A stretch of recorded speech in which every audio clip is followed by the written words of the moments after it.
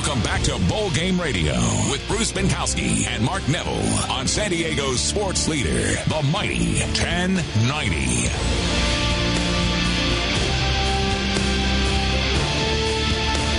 And welcome back to our third segment of Bowl Game Radio on the San Diego Bowl Game Media Network and the mighty 1090. And a reminder that Bowl Game Radio is brought to you in part by San Diego County Credit Union. It's not big bank banking, it's better. And MJE Marketing, creative, connected, and always curious. Visit mjemarketing.com. And we are very fortunate now to be joined by the executive director of the Bowl Championship Series and soon to be the college football playoffs, Bill Hancock. Bill, Bruce Binkowski here. Welcome to Bowl Game Radio. Hey, Bruce. Thank you for inviting me to be on. Well, I'm glad you made the time. And you know, let me give you a quick bio on Bill if you haven't heard about Bill Hancock. Certainly, he's the guy that is the face and the guy that has to answer all those tough questions about the BCS. He was also the first full-time director of the NCAA Final Four. You did that for 13 years. You majored in journalism at the University of Oklahoma. You're on the staff of the Big 8 Conference, now the Big 12.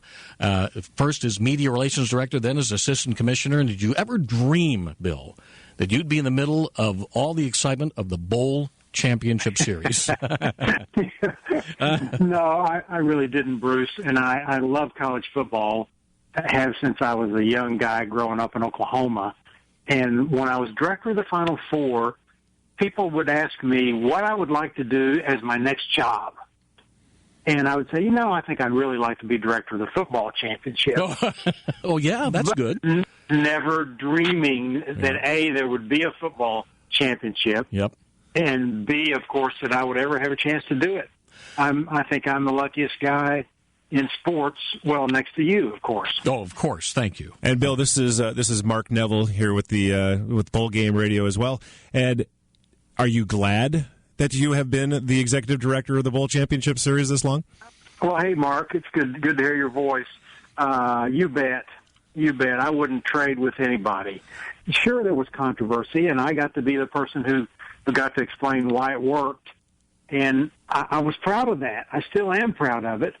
And I think history is going to look at the BCS very fondly.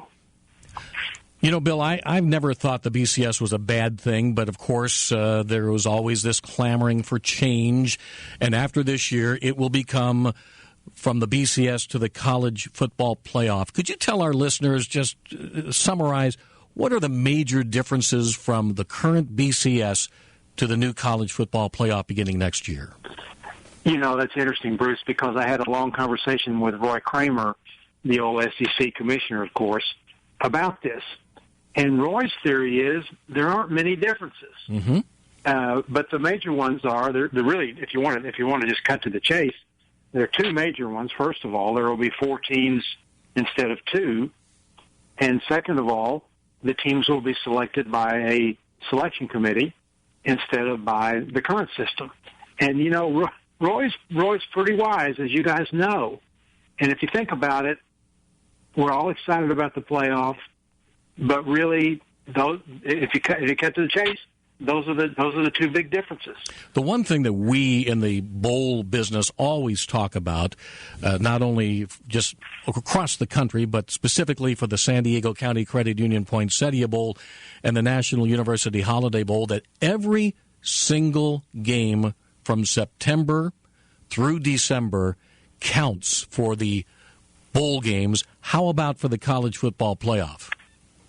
When we were thinking about what to do after this BCS 4-year cycle ended, there were 3 things that kept coming up that we had to do. Number one was preserve the bowl experience for the student athletes from top to bottom.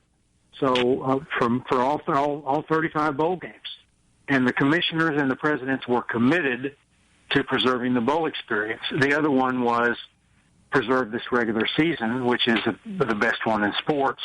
And then third was, whatever we did, it had to fit within the academic calendar. And we got all those. We nailed them.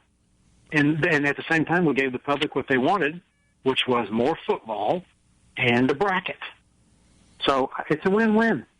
We're talking with Bill Hancock, the executive director of the Bowl Championship Series. And Bill, once again, thanks for joining us on Bowl Game Radio. And Bill, do you think it's going to stop at 4? Like, if you're looking at your magic ball, do you think it's going to go to 8 teams, to 16 teams, or do you think we're settling in at 4? We're settling in, Mark.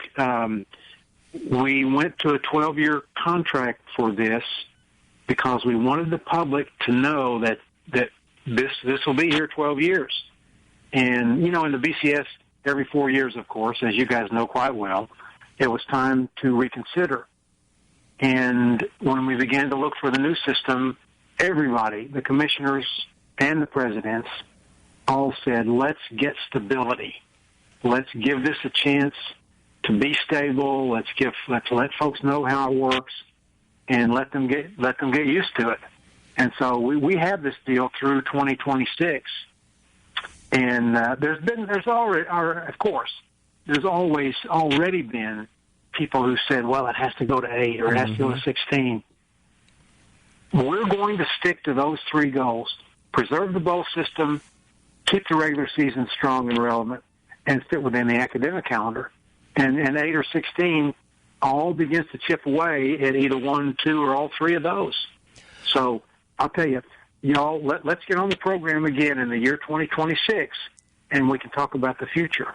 You mentioned, Bill, about the going on, like basketball, for example. The NCAA tournament's a wonderful event, but I think with so many teams in that tournament, it really makes a lot of the regular season meaningless. Really, really smart people are, as we speak, trying to figure out how to juice up college basketball's regular season. And I don't know the answer. And in my 16 years of working with the basketball tournament, we weren't showing the softness in the regular season basketball that we're starting to see now. I don't have the answer. I don't know what it is. They moved the start of the season up earlier. I don't know if that helps. We've had some great non-conference basketball games already happen with lots of interest and pretty good TV ratings. So I really don't know what the magic pill is for college basketball. But we can't jeopardize the regular season of college football. And, I mean, that's, it's the best thing that we have going for us in college athletics. Those Saturdays in the fall, when everybody comes back to campus, when television comes to your campus, it's spectacular. And it's spectacular for all of us who work in this industry. And whatever we do, we have to keep that regular season strong. A case in point, Bill, we're watching this game right now between Toledo and Northern Illinois, and there's a lot of interest in this game because of the postseason setup. Absolutely. I'm watching it right along with you.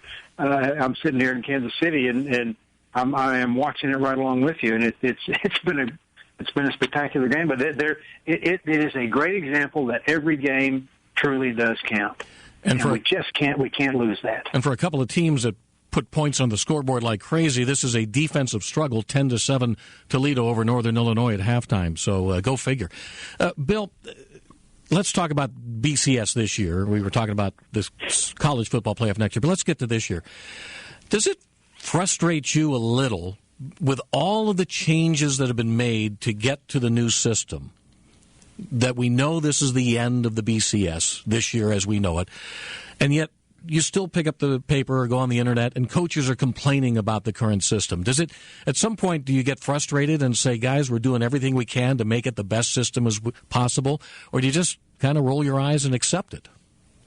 You roll your eyes, and some of the coaches who are complaining about it this year loved it 3 and 4 and 5, 6 years ago. Mm-hmm. Whatever system you have, whoever feels like they're going to be on the bubble is going to complain about it. And, that's not all bad. It just shows the passion for this game. We have a 2-team event now, and team number 3 is going to be disappointed. When we have a 4-team event next year, obviously team number 5 is going to be disappointed. I was just going to say, you can't get away from the controversy no matter what you do. Well, even look at the basketball tournament. There's 68 teams, I believe, now. That 69th team has a complaint. Yep, and I remember when Colorado didn't get in a couple of years ago, how terribly disappointed they were. And we didn't go to the playoffs to eliminate contention. We knew much better than that. And people tell me, well, Team 5 is going to be less unhappy than Team 3 is today. No, that's not true. Team 5 is going to be very disappointed. We have an event that people want to participate in, and whoever just barely doesn't make it is going to be disappointed, and rightly so.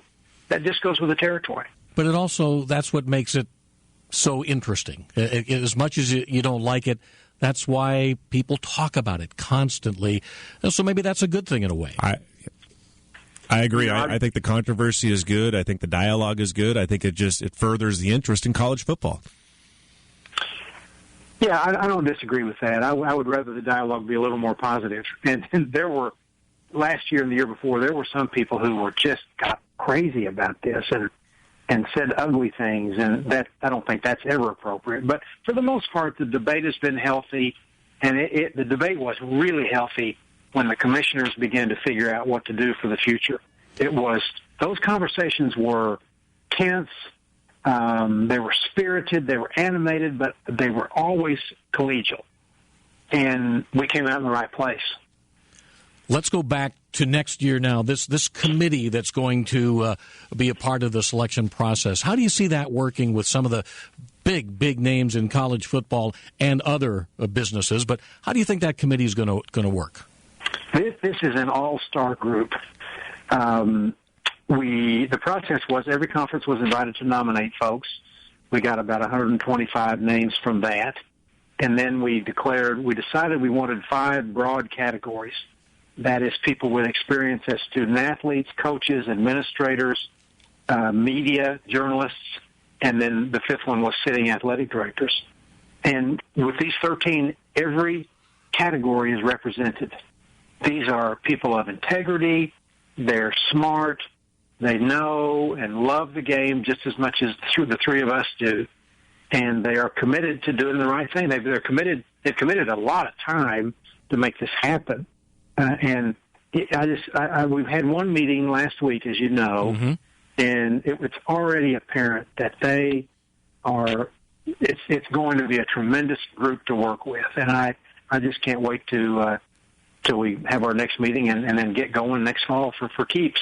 And you got some great names. I'm not going to name them all, but some of the more familiar: Barry Alvarez from Wisconsin, Pat Hayden, the director of athletics at USC, the legendary Tom Osborne, Condoleezza Rice, Stanford University professor, but she is one of the sharpest women out there. So you just got such a great cross section of talented people. It's going to be interesting to see how all that works itself out. But I think it's going to be great.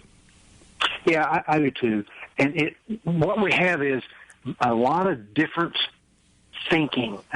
Coaches think one way, and 8 of these people coach college football at some point. 10 of them played college football. But Dr. Rice is going to bring a different perspective. Mike Gould, the former superintendent of the Air Force Academy, who played 3 years at Air Force, has a different perspective. Tom Jernstedt, who built the NCAA tournament into what it's become, he has a different perspective. Mike Tranghese has a different perspective. And so they're all going to get together and work through these different perspectives and come out with a unified top 25 ranking. It's going to be a great system. And one final question, as you're a former media relations guy, so just let us know this year's championship game date, location, etc. This year's game is January 6th in Pasadena. It's the Rose Bowl game happens on January 1, as always, and then this championship game will be the 6th, and then next year the semifinals will be January 1 in the Rose and Sugar Bowl, and then the winners will go on to play in the championship game January 12th. And the new system begins next year, and I think it's going to be really, really exciting. Bill Hancock, thank you so much for joining us, and thanks for everything you do for college football. Oh, Bruce and Mark, it's been really fun, and thank you for inviting me to be on. And by the way, you can follow Bill Hancock on Twitter at Bill R. Hancock. All right, Bill Hancock, great guy. He is the perfect person to lead the BCS. And he rolls with the punches. He is the perfect spokesperson. He is one of the nice guys in our business. And you're listening. We'll be back with one final segment. You're listening to Bowl Game Radio on the San Diego Bowl Game Media Network.